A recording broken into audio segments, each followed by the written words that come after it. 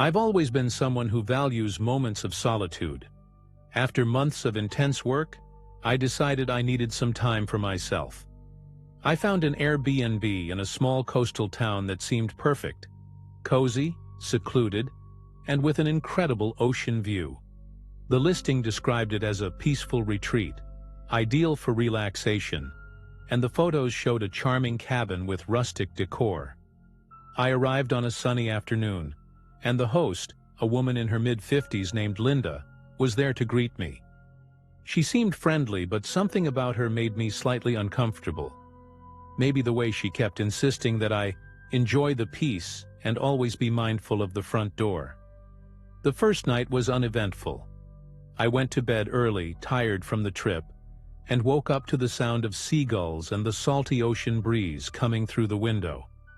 I spent the day exploring the empty beach, reading a book on the porch, and soaking in the tranquility I'd been craving. That night, however, while making tea in the kitchen, I noticed something strange about the lock on the back door. The metal looked scratched, like someone had tried to force it open. I stared at it for a few seconds, wondering if it had always been like that, or if I just hadn't noticed before. I ended up locking all the doors again just to be safe, and tried convincing myself that it was all in my head. The next morning, while making coffee, I noticed that the door to the guest bedroom was slightly open. I was certain I had closed all the doors the night before. My heart started racing, but I tried to calm myself, thinking maybe it was just a draft or I was being overly paranoid. Then, I found a notebook on the nightstand in the guest room. It looked old, with a worn leather cover, and when I opened it, I saw it was full of notes. At first I thought it was some forgotten diary left by a previous guest, but then I realized the dates were recent. What made my stomach drop were the entries. Arrived around 2 p.m., blonde, hair tied in a bun, holding a book in her right hand. And further down, spent 20 minutes on the porch, looking at the ocean, seems nervous. Heart pounding, I immediately called Linda. She answered with a calm, almost annoyed tone, as if I was bothering her. When I mentioned the notebook, she let out a small, awkward laugh and said it was probably left by a previous guest, nothing to worry about. I insisted that it was strange, but she quickly brushed me off, saying the house was safe and that no one would mess with my things. The call ended, but I couldn't shake the uneasiness. That night I locked everything again and pushed a dresser in front of the bedroom door. Even then, I could barely sleep. That night, exhaustion finally overtook me, but my sleep was restless. Around 3 a.m. I woke up to a noise coming from the kitchen. It was faint but distinct, like the creak of a door being opened slowly. My body froze, and for a few seconds, I tried to convince myself it was just the wind or an animal. But then I heard footsteps, slow, deliberate, as if whoever was there didn't want to be noticed. My breathing became shallow, and every beat of my heart felt like it echoed through the room. With trembling hands, I grabbed my phone and tried to call the police. But to my horror, there was no signal. Staying put and waiting for the intruder to reach my room didn't seem like an option. I grabbed the key to the back door from the nightstand and started unlocking it as silently as possible. When I finally opened it, the cold night air hit me, and I ran outside without thinking to grab a jacket or shoes. I hid behind a bush in the backyard, trying to see through the windows what was happening inside the house. The kitchen light was on, and I saw a shadow move across the room. It was a tall figure wearing what looked like a heavy coat. The person began walking toward my bedroom, and at that moment I almost lost control of my panic. My hands were shaking so much that I could barely hold my phone as I tried, once again, to call the police.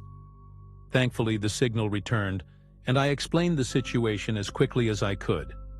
They told me to stay where I was and assured me a patrol car was on the way. I waited what felt like hours, feeling the cold ground beneath me, and the fear growing with every passing second. When the flashing lights of the patrol car finally illuminated the driveway, I felt a wave of relief so overwhelming that I nearly cried. The officers entered the house with flashlights and weapons drawn. But to my shock and terror, they found no one. The intruder had vanished without a trace. However, as they searched the place, they discovered a hidden hatch under the kitchen rug, leading to a basement that wasn't listed in the Airbnb description. Down there they found a single wooden chair in the center of the room, with frayed restraints on the armrests, an old camera, and a pile of notebooks identical to the one I had found. Each one was filled with detailed notes about different guests. When the officers came back from the basement, they called me over to explain what they had found. Despite shaking from the cold and fear, I went to them, still trying to make sense of everything. One of the notebooks was open, and the notes were just as unsettling as the ones I had found in the bedroom. They contained detailed descriptions of people who had stayed there, their habits, schedules, even notes about when they seemed most vulnerable. One of the officers, looking serious, asked if I had noticed anyone lurking around or anything suspicious during the day. I tried to recall any details, but my mind was a fog of panic. At that moment, Linda arrived. She seemed confused to see the patrol car, but her expression quickly changed when she learned about the basement. "I had no idea that was there," she said, but her voice shook, and her eyes darted away every time someone looked at her. As the officers questioned her, I started piecing things together in my head. Why had she told me to stay mindful of the front door? Why had she reacted so oddly when I mentioned the notebook? With each second, I grew more suspicious that she knew far more than she was letting on. The officers decided to take her in for questioning at the station, but it didn't bring me the relief I had hoped for. I was still alone, in the middle of the night, in a house that now felt like the setting of a horror movie. They suggested I find another place to stay and promised to continue the investigation. I packed my things as quickly as I could and drove to a hotel in the nearest town, but the fear stayed with me. Every car headlight on the road felt like someone following me. Every noise in the hotel room made my heart race. I didn't sleep a wink. 2 days later, I got a call from the police. They had discovered that the basement wasn't just some makeshift hideout. It was a surveillance spot. Through tiny openings in the walls, you could see almost every room in the house. The most chilling discovery? They found a motion-activated camera connected to a laptop, with recordings of past guests, and me from the moment I arrived. The last footage clearly showed the intruder in the kitchen, but they had escaped through the same hatch the officers had uncovered. They couldn't identify the face, but the footage was enough to open a full investigation. A few weeks later, the police called again. Despite interrogating Linda, she continued to deny any involvement, claiming the basement was already there when she bought the property years ago. However, the camera footage revealed something that made my blood run cold. Multiple times during my stay, Linda had entered the house without my knowledge. Always in the dead of night, through the basement access, she would shine a flashlight and check the rooms, including my bedroom, while I was sleeping. The officer on the phone told me they were gathering enough evidence to prosecute her, but in the meantime, she remained free. That news devastated me. I wanted to believe I was safe, that it was over, but the thought that the Airbnb host, the woman who had greeted me with a smile, was part of it all left me paranoid. For weeks, I looked over my shoulder, constantly checking locks and windows. To this day, I can't stay alone in a strange place without feeling like I'm being watched. The case was eventually closed due to a lack of evidence directly connecting Linda to the intruder or the surveillance system, but the Airbnb listing was removed, and the cabin remains abandoned to this day. I still dream about those nights, the footsteps in the kitchen, the shadow in the window. In some dreams, I can clearly see the intruder's face. In others, it's like he's still there, watching me from somewhere. No matter how hard I try, I've never been able to erase the memories of what happened. The scariest part is that, to this day, no one knows who the man in the recordings was or why he kept those notebooks. All that's left are unanswered questions, and the constant feeling that maybe he's still watching me from somewhere.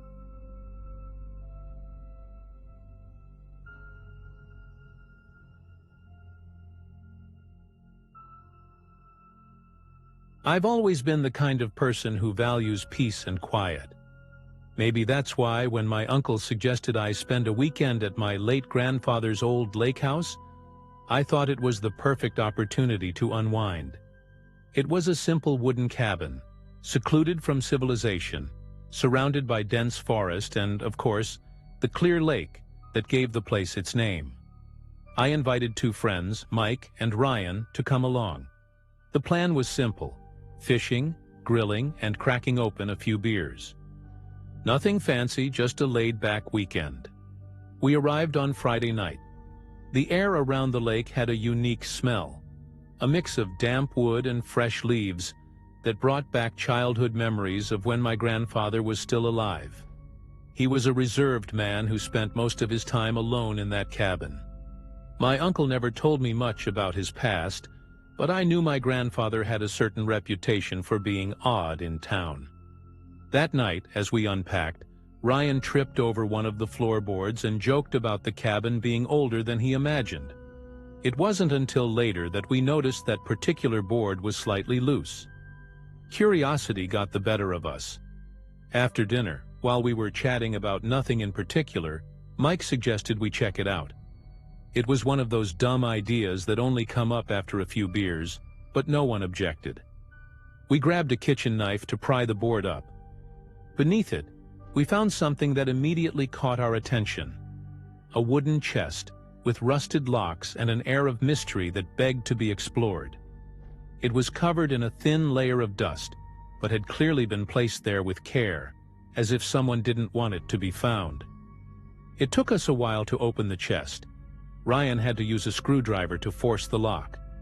When we finally got it open, we all froze for a few seconds, staring at its contents. Inside was a pile of yellowed photographs, cassette tapes labeled by hand, and a small leather-bound notebook. The photos showed people I didn't recognize, but gave me an immediate sense of unease. Some seemed to be taken during gatherings or parties by the lake, but others had a darker tone: men exchanging envelopes, blurred faces, cars lined up in the middle of nowhere. With each photo we flipped through, the feeling that we had stumbled onto something we shouldn't have grew stronger. As we kept looking through the photos, Mike found something even stranger. Some of them showed the same lake house, but with people we didn't expect. They weren't family photos or pictures of friends fishing. They were groups of serious, almost sinister-looking people. Men in dark suits and women in formal clothing, as if attending an important meeting. Ryan, trying to lighten the mood, joked about a fisherman's cult, but no one laughed. Something in the atmosphere shifted. The peaceful silence of the lake, which had felt calming before, now felt oppressive. It was as if the cabin itself was watching us. We decided to play one of the cassette tapes. We found an old tape recorder on one of the shelves, dusty but still functional. The tape started with a low, distorted sound, like it had been recorded in a muffled room. Then a man's voice began speaking, calm but authoritative. "Tonight's meeting will be brief. We need to align on the next steps." We listened in stunned silence as he mentioned things like packages delivered, silencing curious parties, and avoiding the police. That's when Mike abruptly paused the recording, his eyes wide. "This isn't normal stuff," he said, and I knew he was right.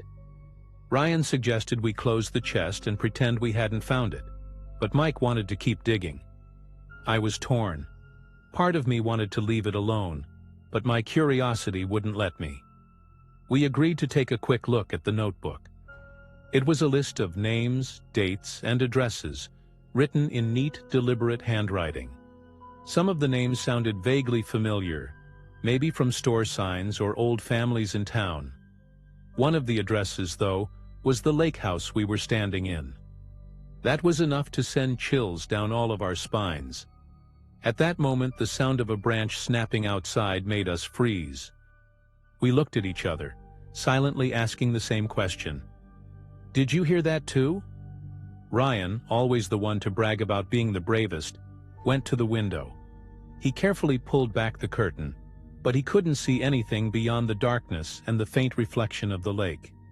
"Probably just an animal," he whispered, though his tone didn't convince anyone, not even himself.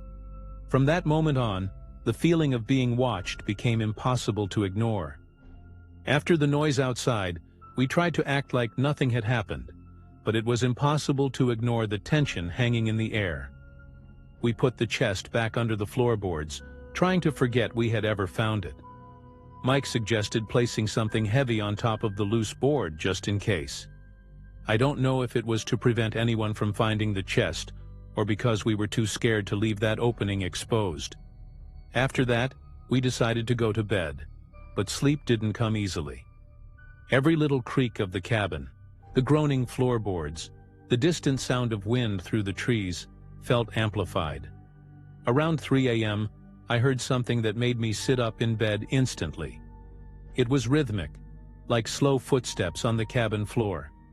For a moment I thought one of my friends had gotten up, maybe to grab water or use the bathroom. But then I heard Mike mumble something in the room next to mine, and I realized they were still in bed. The sound continued, coming closer to my room. I tried convincing myself it was just the old cabin settling, but the noise was too deliberate, too clear. I decided to wake up Mike and Ryan. I knocked on their door, trying not to sound panicked, but my voice shook. "Did you hear that?" I asked. Mike opened the door, his hair messy, his face confused. "Hear what?" Before I could explain, the sound started again, louder this time. Footsteps in the living room, followed by a faint dragging noise, like something heavy being moved. Mike's eyes widened, and Ryan stepped out of his room holding a flashlight. "That's not an animal," he muttered, and for the first time that night, we were all on the same level of fear. We decided to check the living room together. Mike grabbed a piece of wood leaning against the kitchen door, as if it could protect us from whatever was out there. Ryan lit the way with his flashlight, and I followed in the middle, my heart pounding so hard it felt like it might burst. The living room looked exactly as we had left it, except for one thing. The floorboard we had put back earlier was lifted again. The chest was there, its lid open, and the photos, notebooks, and tapes were scattered on the floor. But what really stopped us in our tracks were the wet footprints leading away from the chest and toward the back door. The wet footprints on the floor were impossible to ignore. They started at the chest and led to the back door, disappearing into the oppressive silence of the night outside. Ryan shone his flashlight toward the door, and we noticed it was slightly ajar, swinging gently in the breeze. None of us remembered leaving it open. Mike, still clutching the piece of wood like it was a weapon, whispered, "Someone was here. We need to leave now." I immediately agreed, but Ryan hesitated. He wasn't the type to run without understanding what was going on. "What if it's just a neighbor or something?" Ryan suggested, as if that was a comforting thought. But there were no neighbors for miles. We knew that because my uncle had made it clear how isolated the cabin was. Fear began to creep over me, and a wave of paranoia took hold. If someone had come for the chest, why leave the photos and tapes scattered everywhere? Why leave footprints? We decided to lock the back door and push a shelf against it. After that, we sat in the living room, each holding something to defend ourselves, waiting for daylight. The next few hours were the longest of my life. Every sound from outside, the creak of the porch, the faint rustle of leaves, felt like it was magnified. At one point we thought we heard footsteps on the porch or something lightly scratching at the walls of the cabin. But every time we checked the windows, we saw nothing but darkness and the faint glimmer of the lake in the distance. Ryan eventually broke the silence, his voice low and filled with regret. "We shouldn't have messed with that chest. Whoever hid it wanted it to stay hidden." He was right, but it was too late to take it back. When dawn finally came, we left the cabin without looking back. We abandoned everything, including the chest. Once back in town, none of us talked much about what had happened. I mentioned the photos and tapes to my uncle, hoping for some kind of explanation, but he just stayed quiet for a while before saying, "Your grandfather was a complicated man. Maybe it's better if you don't dig into this anymore. I haven't been back to the lake house since, and I don't plan to. Sometimes I have nightmares about the sounds from that night, and the feeling that something, or someone, is still there, waiting for anyone foolish enough to open that chest again.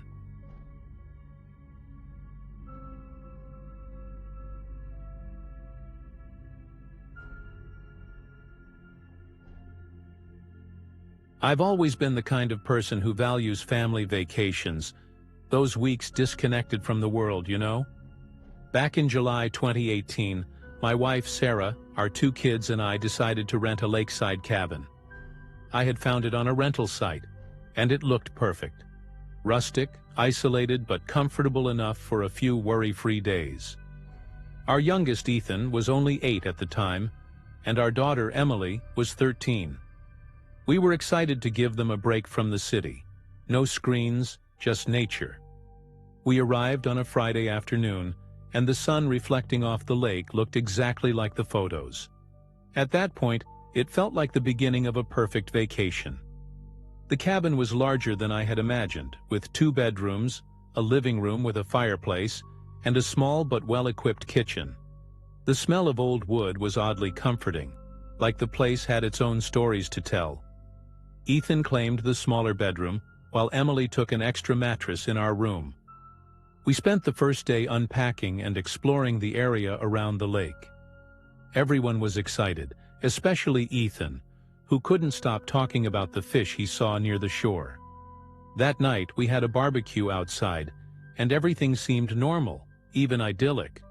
But in the back of my mind, there was something about the cabin that didn't feel right. Maybe it was the faint sensation of being watched, something I brushed off at the time. It was on the second day that things started to feel strange.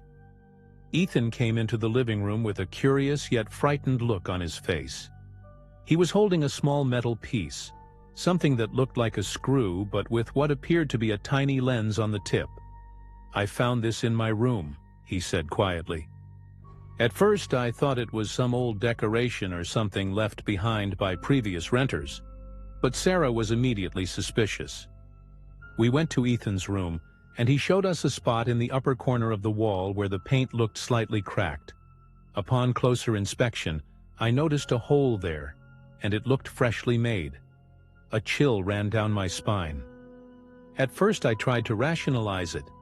Maybe it was some old security setup or something installed by a former owner, but Sarah insisted it wasn't normal, so I decided to investigate further. I grabbed a screwdriver and started removing the wooden panel where the hole was. Behind it, there was a small camera connected to dusty wires that disappeared into the wall. My heart raced. "This isn't normal," I murmured, while Emily and Ethan stood frozen, staring at me. It was as if the perfect cabin we'd rented had suddenly turned into something out of a horror movie. After finding that camera, the entire atmosphere in the cabin shifted. What had once felt cozy and peaceful now felt claustrophobic, like we were being watched with every move we made. Sarah suggested we call the cabin's owner immediately, which I did. He answered after a few rings and sounded surprised, or at least he tried to. "A camera? That's impossible. We never installed anything like that," he said, his voice tinged with indignation. Despite his reassurances, something didn't feel right. He insisted that maybe a previous guest had done it without his knowledge. But as we talked, I noticed something unsettling. The line began to crackle, and a faint, muffled voice echoed in the background. It was as if someone was listening in on our conversation. After the call, I decided to follow the camera's wires to see where they led. The cabin had a small basement, accessible through a narrow staircase beside the kitchen. The light down there was dim, with only a single bulb hanging from the ceiling, but it was enough to see what left me speechless. In the far corner, covered by a dusty sheet, was an old control panel filled with switches and buttons. Connected to it were small, outdated monitors, like something you'd see in old security setups. Some were off, but others flickered with static. On one of the screens I could barely make out an image of a bedroom, the same room where Ethan had been sleeping. The feeling of being watched consumed me entirely. I ran back upstairs, unsure how to explain to my family what I had just seen. Sarah was in the living room, staring at her phone with an expression I had never seen before. Pure terror. "We just got this," she said, holding the phone out to me. It was a text from an unknown number. It simply said, "You shouldn't have touched the panel. Stay where you are. Do not leave the cabin." My blood ran cold. I tried replying, but the message wouldn't send. The signal seemed to be failing. By then, Ethan and Emily had joined us in the living room, and we all knew something was seriously wrong. From that moment on, it was a mix of paranoia and panic. I locked every door and window while Sarah kept trying to call the police, but the calls wouldn't go through. Outside, the silence of the lake felt heavy, oppressive. Every little noise, the rustling of leaves, the creak of the wood, made us jump. That's when Ethan, still clutching the camera he'd found, asked, "Does this mean they're watching us right now?" I didn't know how to answer. All I knew was that, somehow, someone was watching, and it seemed like they didn't want us to leave. My mind raced, trying to find a logical explanation, but nothing made sense. As I tried to process everything, something outside caught my attention. Through the living room curtains, I saw a sudden flash coming from the direction of another cabin across the lake. It wasn't a flashlight or anything like that. It looked more like a direct beam, almost like a signal. "There's someone else out there," I said, pointing toward the window. Sarah and Emily joined me, but the flash had already disappeared. I felt like I needed to know what was going on, even though it was probably a terrible idea. I grabbed a flashlight and, despite Sarah's protests, stepped outside. Every step toward the lake's edge felt heavier than the last. The silence was so intense I could hear my own breathing and the crunch of leaves underfoot. When I reached the shoreline, I realized the other cabin was completely dark, with no signs of anyone being there. But as I aimed the flashlight toward the trail leading to it, I saw something that made me freeze. There were fresh footprints in the mud heading in the opposite direction, into the woods, away from the cabin. They looked recent, as if someone had passed through just minutes ago. A sharp crack from the trees made me stop. I knew I should go back to the cabin, but something pushed me to keep going. I followed the tracks for a few feet, but they abruptly disappeared, like whoever it was had vanished. That's when I heard a faint hum, almost imperceptible, coming from my left. When I turned the flashlight, I saw it. A small camera mounted on a tree, pointed directly at me. I bolted back to the cabin, my heart pounding like it was about to burst. Sarah was waiting at the door, her face a mix of fear and relief. "We got more messages," she said, her voice shaking. She handed me the phone, and I read the new texts. One said, "We warned you not to leave." Another, sent just minutes later, repeated, "Stay where you are." The tone was commanding, almost menacing. We couldn't figure out who was behind this or how they knew exactly what we were doing. Emily was crying in the corner of the living room while Ethan, still holding the camera, muttered under his breath, "They're everywhere." That's when I noticed the camera he was holding had a small button on the side, like it could connect to a system. I pressed it, and the faint hum I'd heard earlier started to echo through the cabin. The sound was coming from somewhere inside. I rushed upstairs, following the noise to Ethan's room. There was another panel in the wall, almost invisible, hidden beneath peeling wallpaper. Behind it, I found more wires and devices connected to what looked like a transmitter. It felt like the entire cabin had been rigged to record or broadcast. Before I could investigate further, the phone rang. It was the same unknown number. I answered, but there was no response. Just static, followed by a whispered voice that said, "Leave the room. Now." I dropped the phone and ran out, slamming the door shut behind me. When I looked at my family, their terrified faces said it all. I had to do something, but it felt like any decision we made would only make things worse. After the scare in Ethan's room, I knew staying in that cabin was a death sentence. We had to leave, But how? The road to the nearest town was long, and the thought of driving it in the dark felt like asking for trouble. But staying there, with my family terrified and those ominous messages, wasn't an option. I decided we'd leave at first light. I locked every door and window again and spent the rest of the night sitting in the living room with a kitchen knife in hand. Every creak of the wood or gust of wind outside made me jump out of my seat. Sarah held Emily and Ethan on the couch, trying to comfort them, but the fear in her eyes was unmistakable. When the first rays of sunlight peeked through the trees, we packed up as fast as we could and loaded the car. As I was putting the last bag in the trunk, I noticed something chilling. Footprints around the cabin that hadn't been there before. There were several sets, and some were so close to the windows it looked like someone had been standing there, watching us all night. My breathing quickened, and for a moment I thought about going back inside. But something deep down screamed at me to keep moving. We got in the car, and I started the engine. As we began driving away, Sarah's phone buzzed with another text. "You shouldn't be leaving." I ignored it and hit the gas. As we drove down the dirt road, I noticed something in the trees. A vehicle following us, keeping its distance but close enough to make its presence known. Sarah noticed it too, her panic rising. "Drive faster, please," she begged, clutching the kids tightly. I pushed the car as fast as the winding road allowed, but it was hard to keep up the speed. Suddenly the vehicle stopped and disappeared into the woods.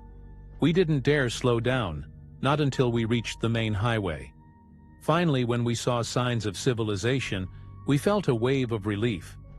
I called the police and explained what had happened, but, unsurprisingly, they found nothing when they investigated the cabin. To this day, I don't know who was watching us or why. The cabin was removed from the rental site a few weeks later, and the owner stopped responding to our messages. Sometimes I think about that hidden camera and the control panel in the basement, wondering how many other families had been recorded before us. Sarah refuses to talk about it, and luckily the kids have forgotten most of it. But for me, every time I see a security camera, I get this eerie feeling, like someone, somewhere, is still watching us. Maybe I'll never know the full truth, but one thing is certain. I'm never renting an isolated cabin again.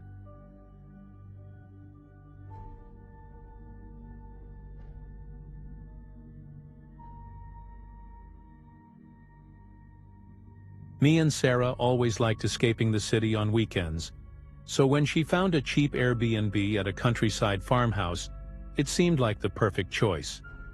It was early fall, with that crisp weather, golden leaves scattered along the roads, and the promise of a quiet place to relax. The listing showed a charming house with a wooden porch and endless fields in the background. The host seemed helpful in the messages, too. He mentioned the place was isolated but safe, perfect for couples looking for peace and quiet. It sounded ideal for us. Everything felt like just another ordinary weekend. When we arrived, the farmhouse looked exactly like the pictures, but there was one detail that hadn't been mentioned in the listing: an old crumbling barn behind the main house. The windows and door were boarded up with uneven, weathered planks, giving it a creepy, abandoned vibe straight out of a horror movie. The host, an older man named Mr. Tom, was there to greet us. He was friendly but very firm when he pointed at the barn and said, "Don't go in there no matter what. It's been locked up for years and full of dangerous junk." We laughed it off. Who in their right mind would want to explore a place like that? The house we rented was cozy enough, with a big fireplace in the living room and a comfortable bed. The barn quickly left our thoughts. The first night was peaceful, for the most part. We sat on the porch, stargazing, talking, and sipping wine. The only sounds were the rustling of the trees and the chirping of crickets. But around 2 in the morning, just as we were falling asleep, we heard something coming from outside. It was a low, rhythmic sound, like something heavy being dragged across the ground. I got up and looked out the bedroom window but didn't see anything. Sarah woke up and asked what it was. "Probably just the wind," I said, trying not to sound alarmed. But the sound continued for a few more minutes before stopping abruptly. The next morning, as we were having coffee on the porch, Sarah noticed tracks in the dirt near the house. They looked like something, or someone, had been dragging something toward the barn. I tried to rationalize it, saying it could have been a deer or maybe even a stray dog. But the tracks were too straight, too deliberate, like someone had carefully pulled something in that direction. It unsettled me, but I didn't let it show. I shrugged it off, and we spent the day exploring the surrounding fields. Still, I couldn't shake the feeling that the barn was watching us, standing silent and ominous in the distance.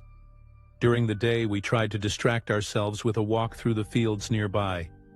The area was beautiful, with a peacefulness that felt frozen in time.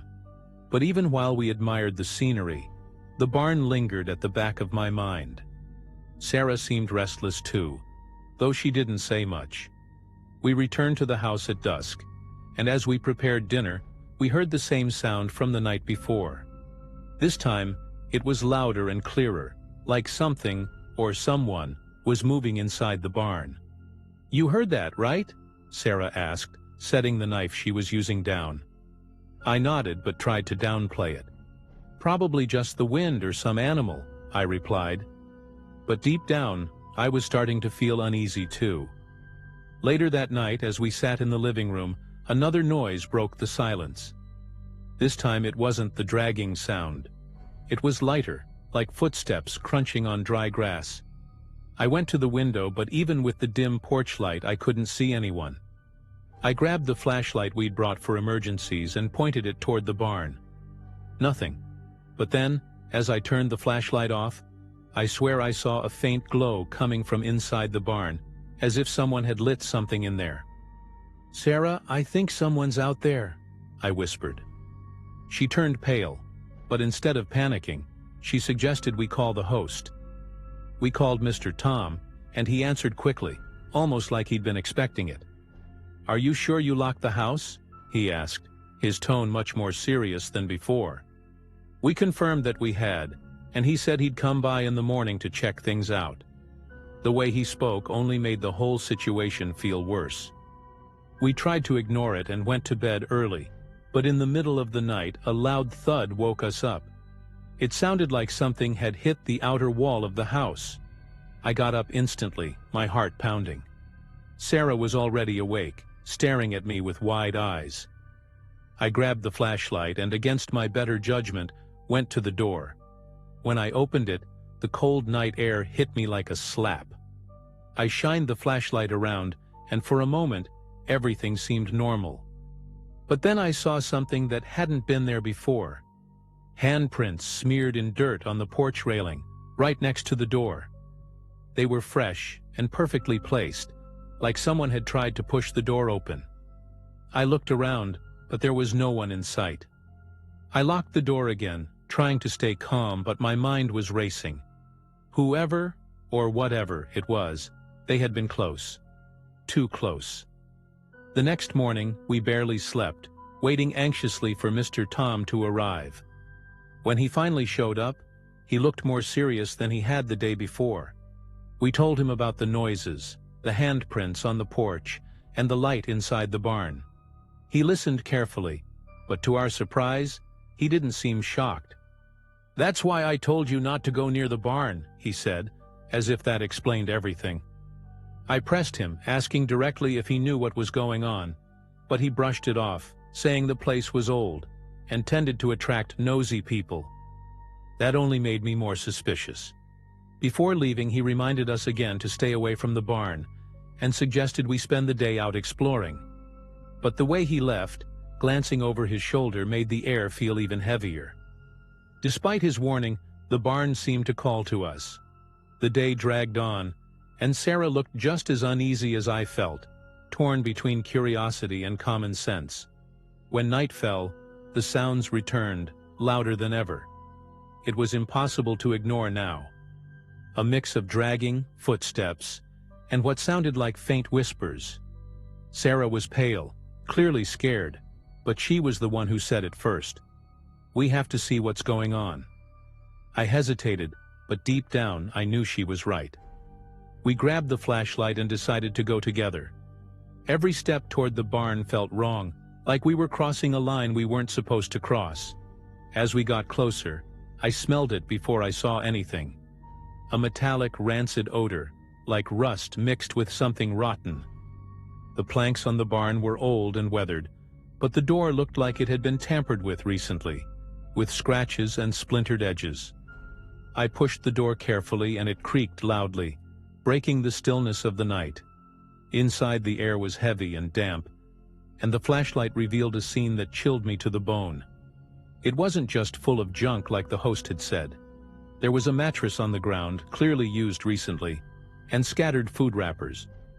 But the worst part was in the corner, a makeshift altar with unlit candles, and a strange wooden object covered in carved symbols. As we tried to process what we were seeing, footsteps echoed behind us. We froze in place, the sound getting closer, deliberate, like whoever it was wanted us to know they were there. Sarah gripped my arm tightly and I turned the flashlight toward the door. There was no one there, but the footsteps didn't stop. They started circling the barn. "We need to leave now," I whispered, panic creeping into my voice. Sarah nodded, and we began backing away slowly, trying not to make any noise. Just as we reached the door, something fell inside the barn. A loud, metallic crash, like something had been thrown. We didn't look back. We ran to the house as fast as we could.